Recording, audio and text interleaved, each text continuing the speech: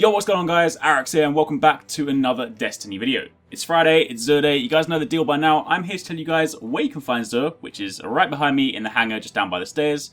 And of course, what he's got for sale and whether or not those items are worth purchasing. So if you guys do enjoy this video, I do appreciate Xur is a little bit useless these days, but either way, if you do enjoy it, you do find it helpful, then a like would be super appreciated, and comment down below and let me know if you pick anything up.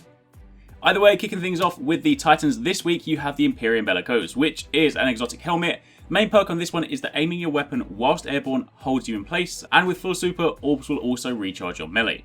On top of that, you get more super energy from non-guardian kills, and your shields start recovery immediately after all pickups. The stat roll on this one this week is 45 discipline and 51 strength when maxed, and when comparing that to the min-max values, the lowest you'll ever see this is with 35 discipline and 35 strength, and the highest is 60 in both. So it's actually not a bad roll this week. On the strength side of things, it's pretty high, and on the discipline side, it's at the higher end of the region.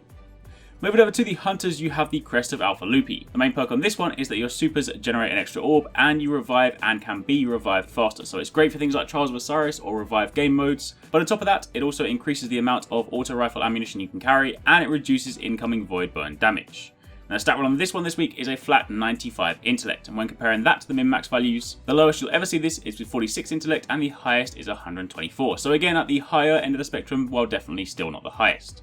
Moving over to the Warlocks, you have the Alchemist's Raiment. This is an exotic chest, and the main perk for this is you have a chance to gain Glimmer on primary ammo pickup, and with full super, your orbs recharge your grenades and your melee.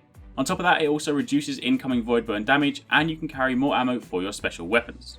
The stat roll on this one this week is 68 intellect and 63 strength when maxed, and comparing that to the min-max values, the lowest you'll ever see this is with 46 intellect and 46 strength, and the highest is 124 intellect and 78 strength. So the intellect side of things is around the middle region, and the strength is at the top end.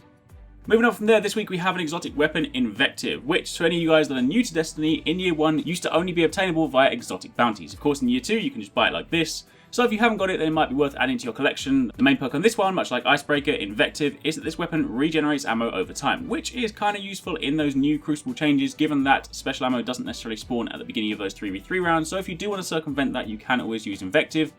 But on top of that, it also has Final Round, where the last round in the magazine deals bonus damage, and it also has full auto, where you can fire the weapon in full auto. So it is pretty good, it's a lot of fun to use. It might not necessarily be a top tier shotgun, but it is still a fun weapon to mess around with. Plus it does also have the solo element, so of course if you are doing a solo burn Nightfall, then it will of course have its uses. Moving on from there, you have a Legacy primary weapon Engram. Again, as a super quick reminder, I say this every single time, but just want to make sure if you guys are new to Destiny, this is not an Engram you should be buying. This is basically for Year 1 items. If you're trying to unlock something, if you're trying to complete your collection, then it will give you a Year 1 item, but this is not something that you'll be able to get out of the Engram and start using, because of course it will not be up to the Year 2 standards. So generally speaking, unless you are trying to complete your collection, I would ignore this completely. Moving over to the Curios, you have the Plasma Drive, the Emerald Coil, Heavy Ammo Synth, 3 of coins, and your Glass Needles. And again, in exchange for 2 strange coins, you can get 1 Mote of Light. And that's it. That is everything you need to know about Xur this week. That's where you can find him, what he's got for sale, and whether or not those items are worth purchasing. So hopefully you guys enjoyed the video. If you did, then a like would be super appreciated. Comment down below and let me know what you think. And thanks for watching. Take it easy. Catch you next time. Peace out.